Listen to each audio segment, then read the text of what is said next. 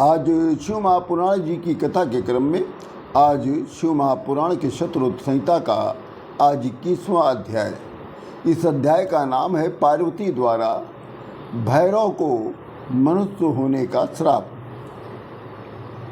एक बार शंकर भगवान और माता पार्वती देवी दोनों ने भैरव जी को द्वारपाल नियुक्त करके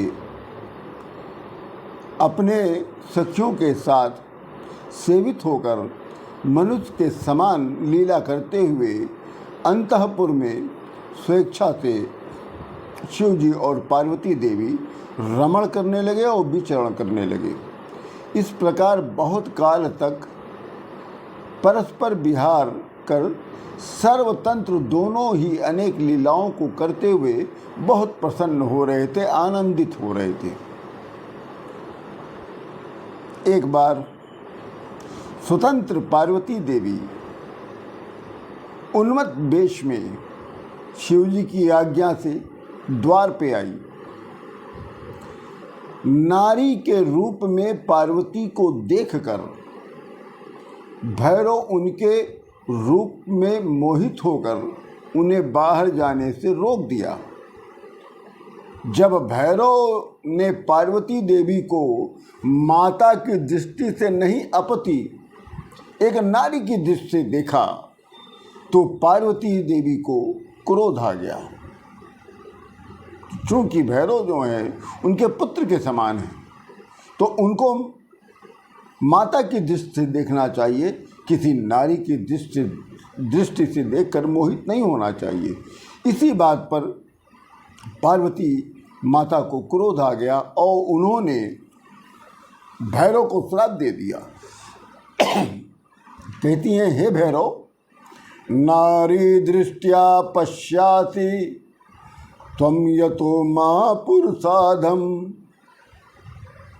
अतो भवधारायां हि मानुषी त्वं च भैरव।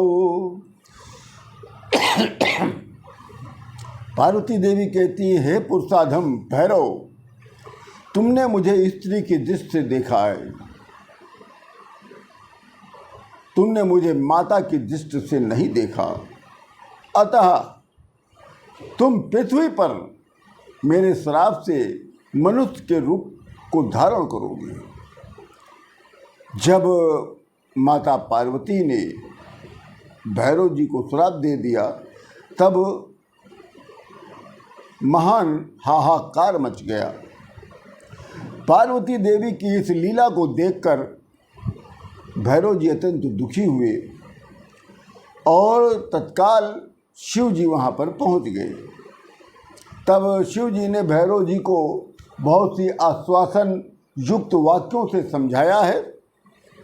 तदोपरांत पार्वती देवी के श्राप के कारण भैरव जी मनुष्य योनि में बेताल के रूप में प्रकट हुए और शिव जी महेश के नाम से और पार्वती देवी शारदा के नाम से विख्यात होकर पृथ्वी पर लीला करने लगे। आज श्री शिव महापुराण जी के शतरुद्र संहिता का ये 21वां अध्याय यहीं पर पूर्ण होता है। आप सभी लोगों को राम राम।